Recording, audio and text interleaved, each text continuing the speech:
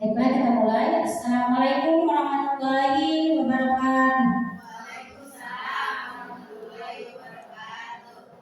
Alhamdulillah wa syukur ala nikmatillah wa la haula wa la quwwata illa billah. Amma ba'du. Rabbi shrah li sadri wa yassir li amri wahlul 'uqdatam min lisani yafqahu qawli. Bapak Ibu guru yang saya hormati dan saya ucapkan terima kasih kepada guru SDN 1 Giri Harja yang telah hadir di tempat ini untuk memenuhi undangan dari SDN 1 Giri Harja.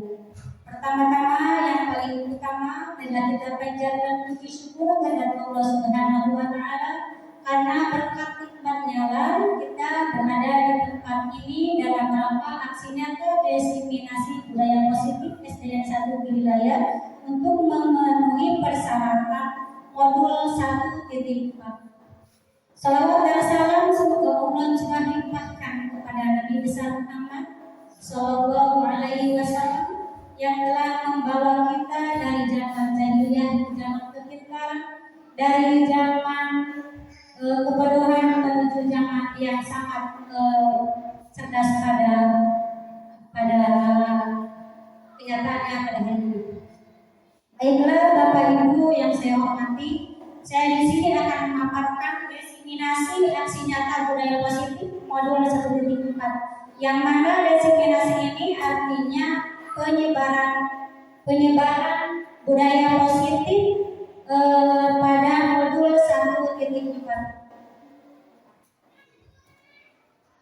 Nah, Ibu, perkenalkan nama saya Mbak Dia SPD, CGP calon guru penggerak angkatan 9 dari SDN 1 Giri Raya, Kecamatan Cipanas, Kabupaten Lebak, Provinsi Banten. Saya berada di sini untuk memaparkan aksi nyata budaya positif modul 1.4.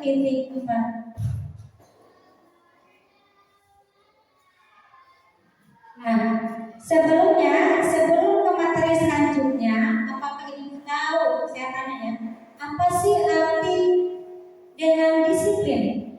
Ibu-ibu atau bapak pasti pernah ngomong pada anak muridnya, kamu harus disiplin. Nah, apa sih disiplin? Kamu harus taat aturan apa yang telah dikeluarkan dalam tertib atau kesepakatan kelas. Harus disiplin taat aturan. Apa sih disiplin? Siapa yang tahu? Apa disiplin? Ya, tepat waktu. Apa Win? Aku pada keputusan. Taat kepada aturan. Ya. Kamu Bapak, disiplin itu apa? Ada lagi selain itu, apa sih itu disiplin? Karena kita pasti mengungkapkan ketika di kelas ataupun dimanapun, ayo bela kita mendisiplinkan diri, mendisiplinkan anak didik kita, mendisiplinkan orang lain. Maka apa yang kita utarakan, apa yang kita bicarakan, maksudnya tahu loh artinya apa?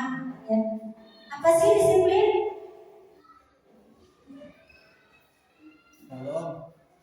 Apa disiplin? Mentaati peraturan yang sudah ditetapkan. Ya, betul sekali apa yang diutarakan Pak Eri, Winis, Bu Alin, dan ibu-ibu semuanya. Disiplin itu adalah cara menerapkan disiplin yang bertujuan untuk menumbuhkan kesadaran. Biar anak sadar akan kedisiplinan serta memberdayakan anak supaya mandiri, melakukan sesuatu tanpa iming-iming hukuman, sogokan atau ancaman maupun hadiah. Nih, ya, contohnya lakukan sesuatu pasti akan itu hadiah. Ya, kalau enggak contoh lakukan sesuatu nanti akan ibu kasih ini atau permen dan lain sebagainya. Dan juga sogokan dan lain sebagainya. Itu adalah tidak termasuk kepada disiplin ya. Cara mendisiplinkan diri itu ada dua. Ada yang dari intrinsik dan juga ada dari ekstrinsik. Ya. Jadi mendisiplin itu cara menerapkan disiplin yang bertujuan untuk menumbuhkan kesadaran serta memberdayakan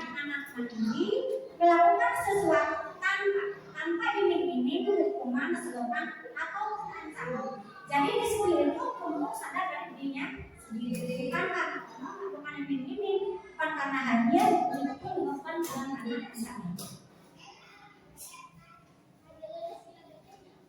Nah, sebagai pendidik, otomatis kita punya tujuan dong. Kita jadi guru punya tujuan. Kita jadi operator punya tujuan. Kita jadi orang tua pun punya tujuan. Apalagi dengan sebagai apa sih tujuannya? Yaitu kita adalah untuk menciptakan anak-anak kita yang memiliki disiplin diri sehingga mereka bisa berperilaku dengan mengacu pada nilai-nilai kebajikan universal dan memiliki motivasi intrinsik, bukan ekstrinsik. Nah, di sini ada dua, motivasi intrinsik dan motivasi ekstrinsik.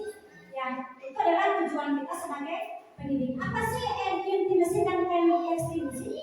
Ada yang tahu? Ya. Kalau intrinsik jalan, kalau di ekstrinsik jalan. Ya, benar. Banyak sekali ya nilai-nilai kebajikan seperti apa? Gotong, tanggung jawab, mandiri.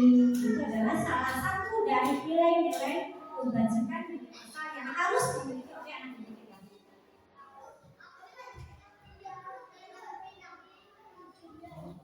Nah, tapi belajar Pancasila sebagai nilai-nilai universal. Maka aja di antaranya yaitu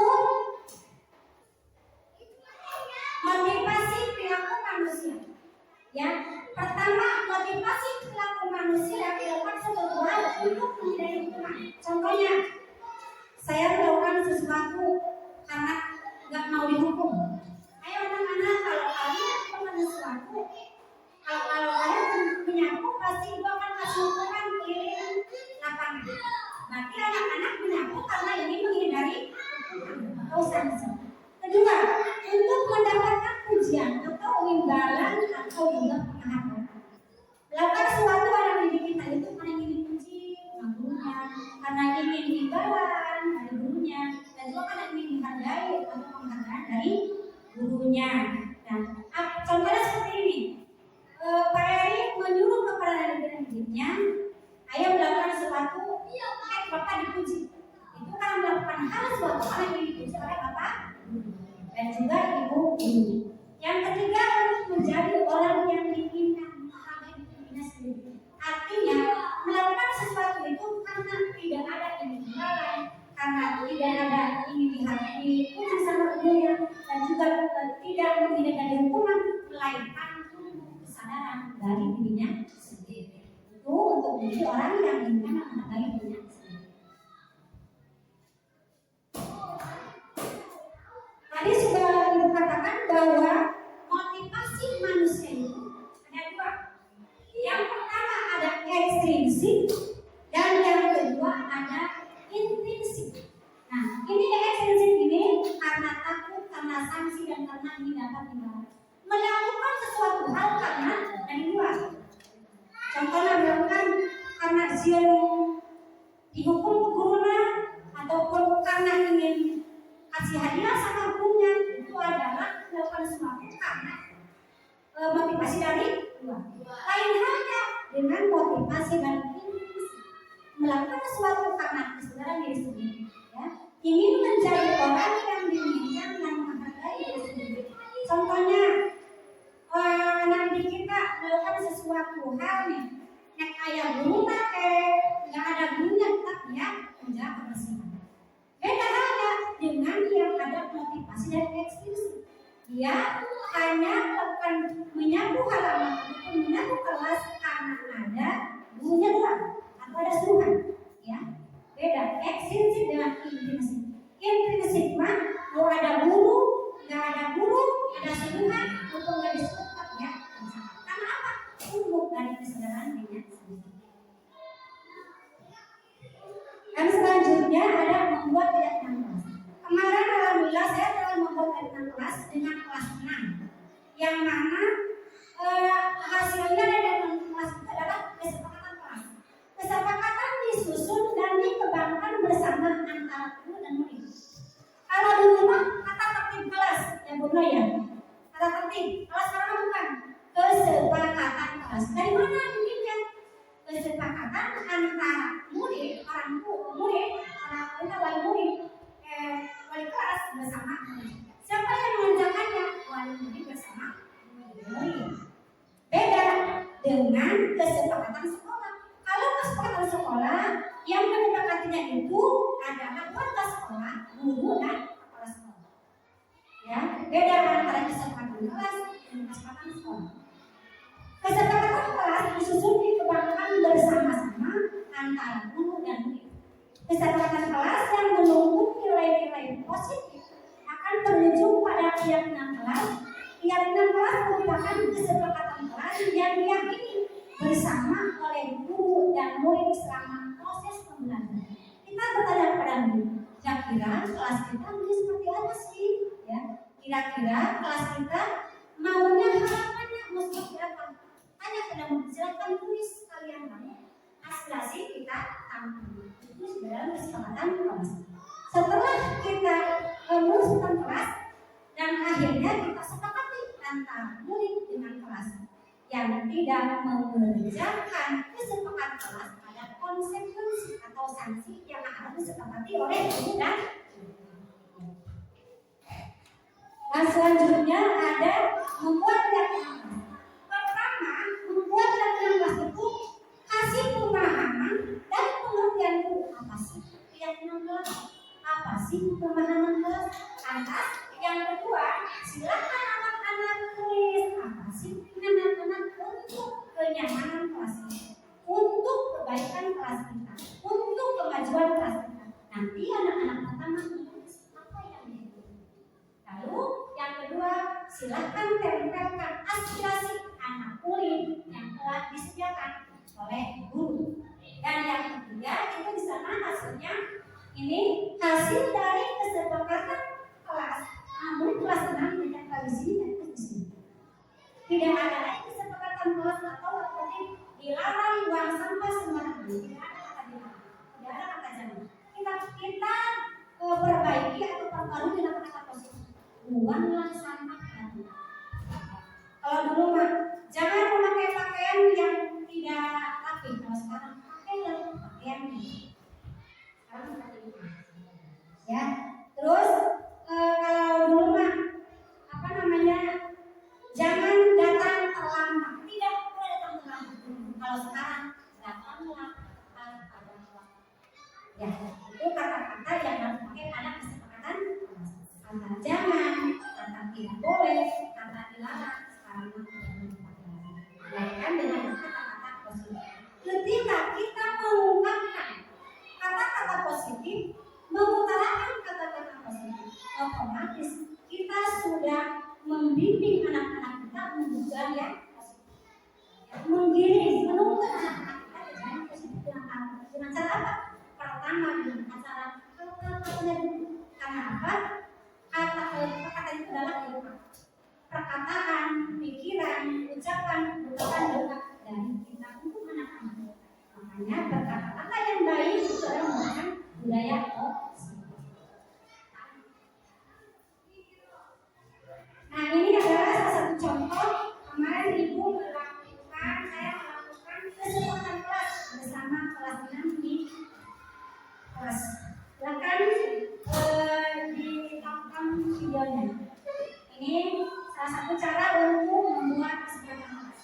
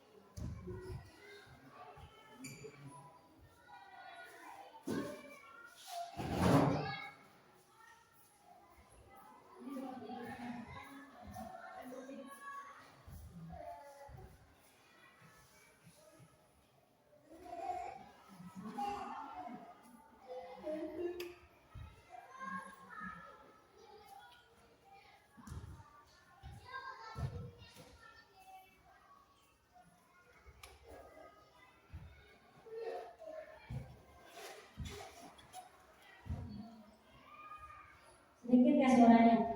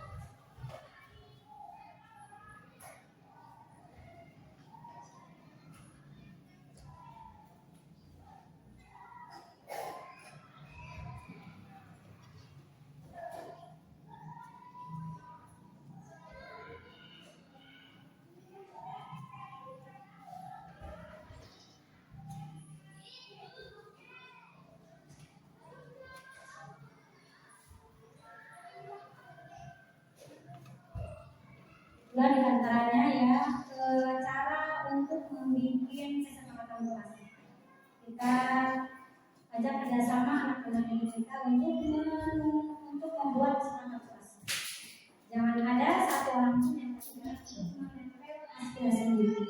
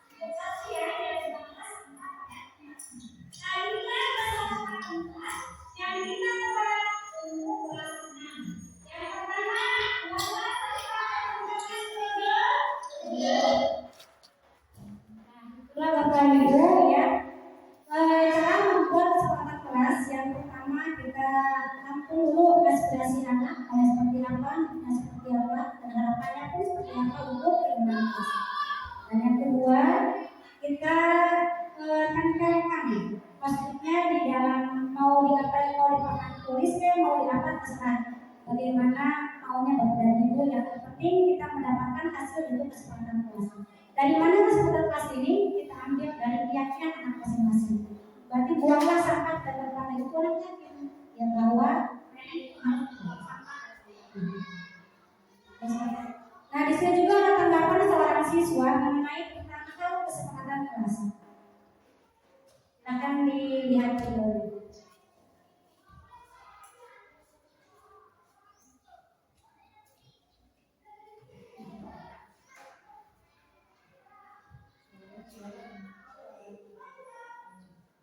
Suaranya tidak terdengar.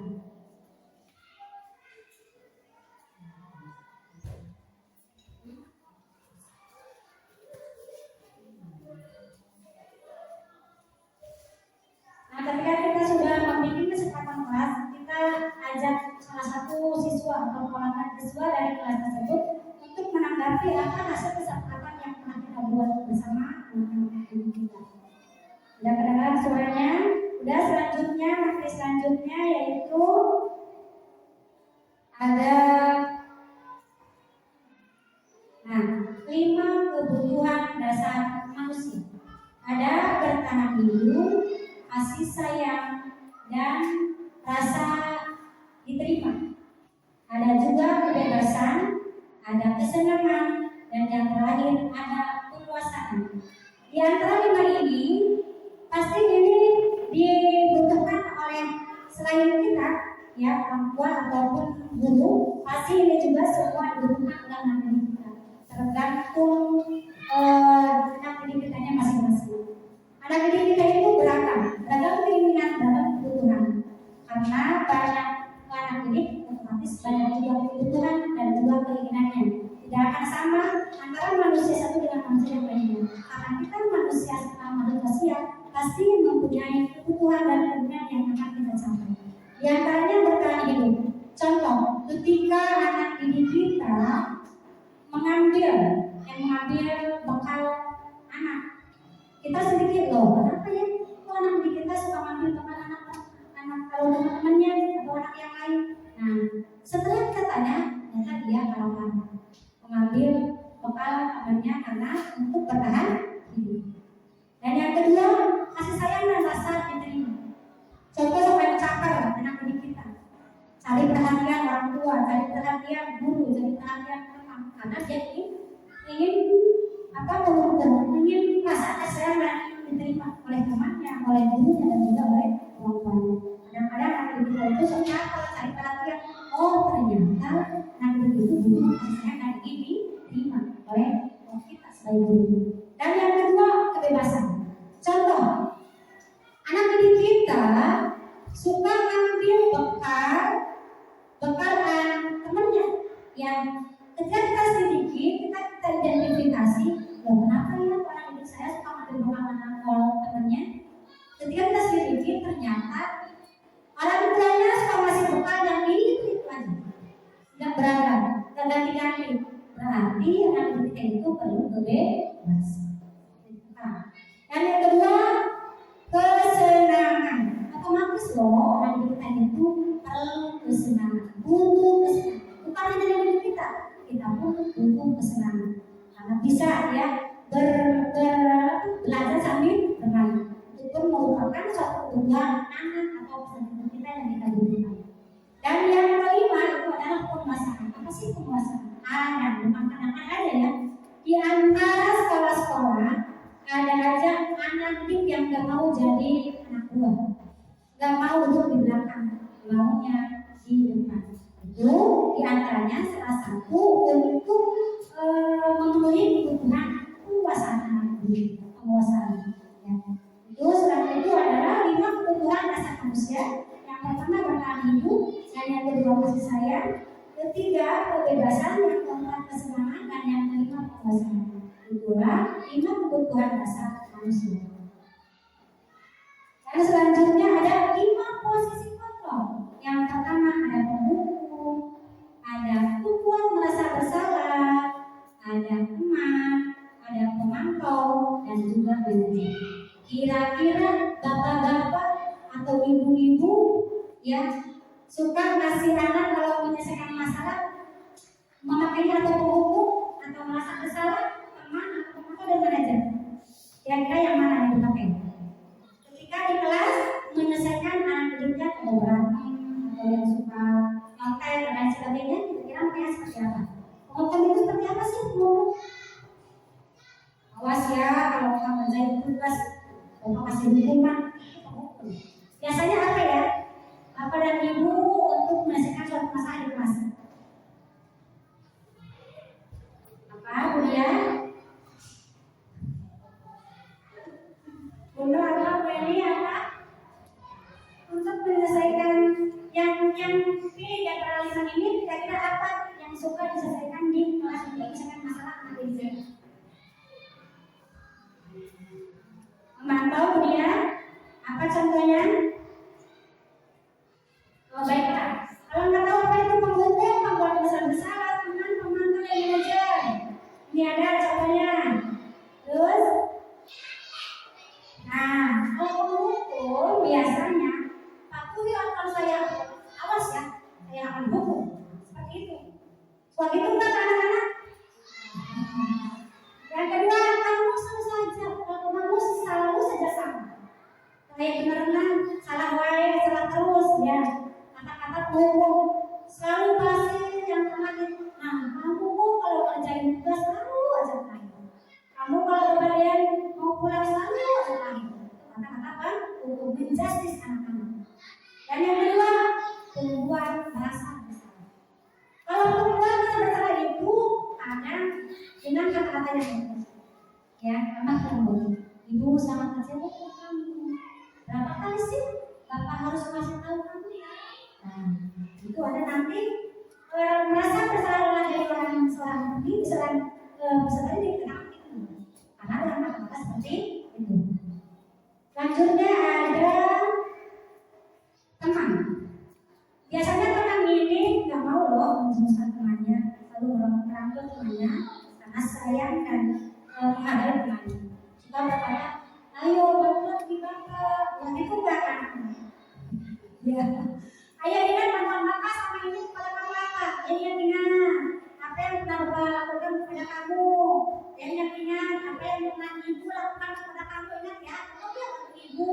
Nah itu kan, teman-teman itu adalah berarti sebagai teman. Dan yang ketiga, pemantau. Kamu tahu gak sih apa yang kamu? Nah, apa yang kamu lakukan tadi? Itu salah loh. Sanksi atau konsekuensi apa ketika kamu melakukan pelanggaran itu adalah kata-kata dari. Dan yang terakhir kira-kira apa ya? Manajer. Apa yang kita yakini kembali ke keyakinan. Apa rencana kamu untuk memperbaiki kesalahan itu? Nah, ketika anak bersalah, apakah kamu tahu apa sih kesalahan? Ya. Nah, ketika anak udah mengatakan ini loh kesalahan saya, apakah kamu mau memperbaiki kesalahan kamu yang telah kamu lakukan? Itu adalah berarti apa? Manajer. Selanjutnya itu ya. Lalu selanjutnya yaitu ada restitusi. Apa sih restitusi? Restitusi itu adalah proses menciptakan kondisi bagi murid untuk memperbaiki kesalahan mereka. Itu restitusi sehingga mereka bisa kembali pada kelompok mereka dengan harapan yang lebih kuat. Cara menyelesaikan masalah dengan memakai cara restitusi. Restitusi juga adalah proses kolaboratif mengajarkan murid untuk mencari solusi masalah dan membantu berpikir orang seperti apa yang mereka inginkan dan bagaimana mereka terus memperlakukan orang lain. Itulah salah satu cara menyelesaikan masalah dengan memakai cara restitusi. Kita persilakan anak kita kepada masalah, silakan kalian cari ya cara penyelesaian masalah. Cara solusinya seperti apa? Bagaimana kamu keluar dari masalah itu? Dengan cara yang baik, otomatis tidak meninggalkan budaya dengan kata-kata yang baik, perilaku yang baik, dan juga mencari solusi dengan baik. Selanjutnya ada manajer. Tadi manajer itu apa sih? 5. Ya, nah tadi ada manajer, ada teman, ada yang merasa besar, dan juga ada yang pertama itu penghukum. Yang pertama yang kelima itu adalah manajer. Apa sih manajer itu? Posisi di mana dulu berbuat sesuatu bersama, ya, mempersilahkan murid mempertanggungjawabkan perilakunya, mendukung murid agar dapat menemukan solusi atas permasalahannya. Itu adalah seorang manajer. Nah, seorang manajer mempersilahkan anak didiknya untuk menyelesaikan permasalahannya, untuk mencari solusinya, dan untuk menemukan jalan keluar permasalahan yang telah dia lakukan, dan juga untuk mempertanggungjawabkan permasalahannya yang telah dia lakukan. Itu adalah seorang manajer yang memakai restitusi segitiga. Nah, selanjutnya restitusi segitiga itu ada 3. Ada menstabilkan identitas. Loh, apa sih kan? Contoh nih, kalau anak didik kita melakukan kesalahan, apa sih yang melakukan itu? Benar, menstabilkan identitas. Yang kedua, validasi tindakan yang salah. Pasti kamu melakukan itu ada alasannya, ya. Apa sih alasannya? Itu adalah validasi tindakan yang salah. Yang ketiga, menanyakan keyakinan. Kira-kira apa yang kamu lakukan salah atau benar? Salah benar. Nah, kalau salah, kamu bisa memperbaikinya enggak dengan kesalahan kamu? Itu adalah menanyakan keyakinan. Kalau kamu yakin itu salah, berarti kamu pasti yakin pula untuk memperbaiki kesalahan kamu. Itu adalah menanyakan keyakinan. Karena ketika anak berbuat kesalahan, jangan dimarahi, jangan dibentak-bentak, apalagi jangan dibully. Itu tidak boleh. Melainkan dengan kata, dengan cara pertama menstabilkan identitas, dan yang kedua validasi tindakan yang salah, dan yang ketiga menanyakan keyakinan.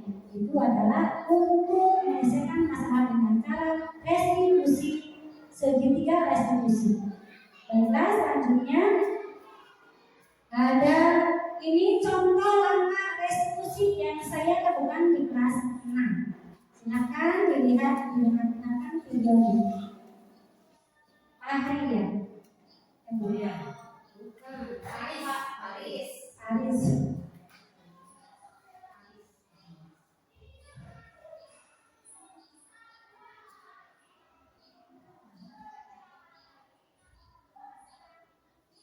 Haris, kamu sengaja dipanggil ke sini karena ada beberapa cara merestitusikan bahwa kamu sering datang terlambat.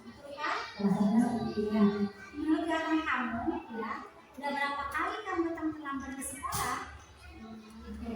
Sering terlambat itu kan paling ya. Baiklah Haris, sebuah kesalahan itu manusia.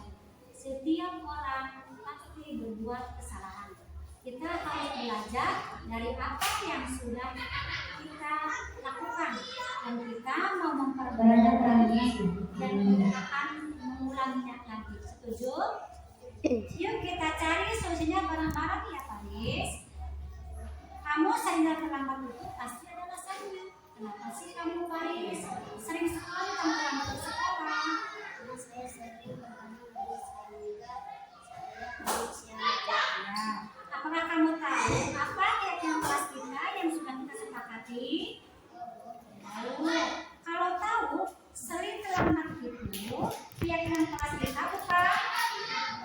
Ya, kalau bukan, menurut kamu keyakinan kelas apa yang kamu lambat? Menurut kamu disiplin itu penting tidak buat kamu? Ya betul sekali Paris. Menghargai waktu itu sangat penting dan bermanfaat bagi kita. Seperti kita dapat menghargai orang yang mencintai kita, kerjaan dia tidak menumpuk, dan kita juga dapat melatih rasa kepedulian kita. Ya kan? Kenapa kamu bisa tak? Kenapa? Saya sering terlambat. Ya. Sikap sangat baik sudah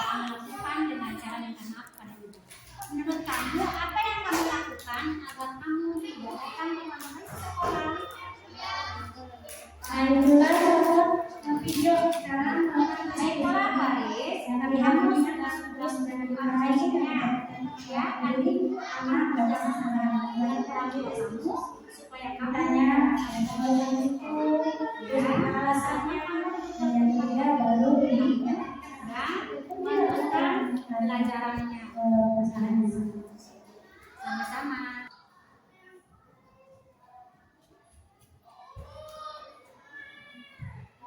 Lanjutkan. Nah, terima kasih Bapak Ibu yang telah materi pada hari ini. Diseminasi aksi nyata akan 1.4 dalam modul 1 ya. Mudah-mudahan apa yang saya sampaikan, apa yang saya lakukan pada pagi hari ini ada manfaatnya buat Ibu dan bisa mengaplikasikannya, mengimplementasikannya di tempat di kelas Bapak Ibu mengajar. Saya akhiri dengan wabillahi taufiq wal hidayah. Wassalamualaikum warahmatullahi wabarakatuh.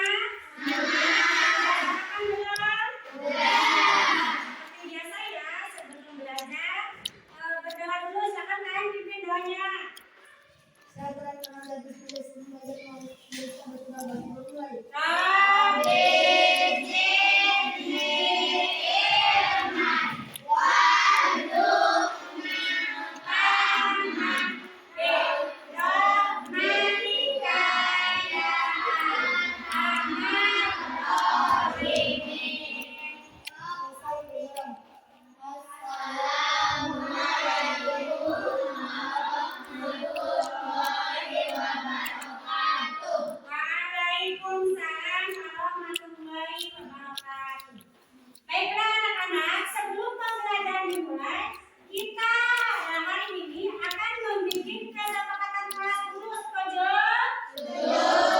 Kesepakatan kelas itu yaitu mimpi kalian di kelasmu seperti apa? Ya, kalian kelas itu pas ya, maunya itu seperti apa? Terserah kalian. Yang membuat kesepakatan kelas itu yaitu kalian dengan ibu. Nanti yang dilaksanakan oleh kalian dan juga ibu. Kita ingin kesempatan kelas ya. Nah, nanti ibu bagikan post-it ini, lalu kalian tulis apa sih yang kalian buat di kelas ini. Ngerti? Apa mimpi kalian yang kalian inginkan di kelas kita? Ngerti ya? Baiklah, ibu akan bagikan post-it ini. Silakan tulis apa mimpi kalian pada kelas kita ini, maunya seperti apa? Ditulis seperti ini lalu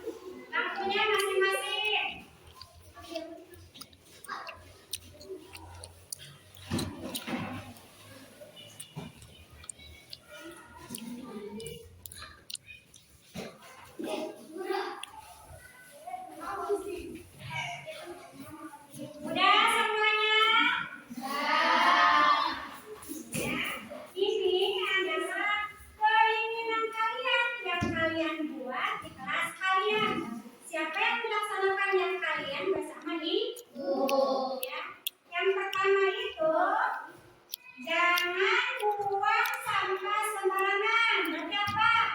Buanglah sampah pada tempatnya. Kesepakatan kelas 6. Kesepakatan kelas 6. Satu apa? Buanglah sampah pada tempatnya.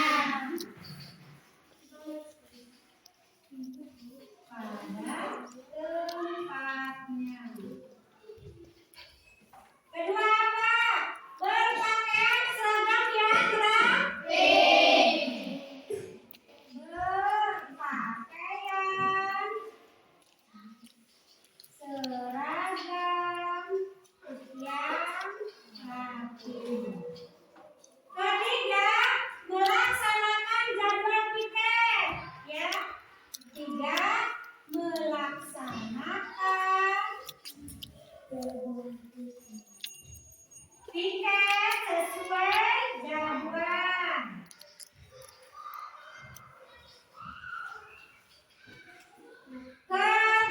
Ketiga, keempat, menghormati apa? Teman. Menghormati teman. Kelima, apa ya? Jangan tidur saat belajar. Berarti apa? Disiplin. Disiplin. Nah, jangan buang sampah sembarangan. Berarti masuk ke sini ya. Buanglah sampah pada tempatnya. Menyayangi teman. Berarti menghormati dan menyayangi.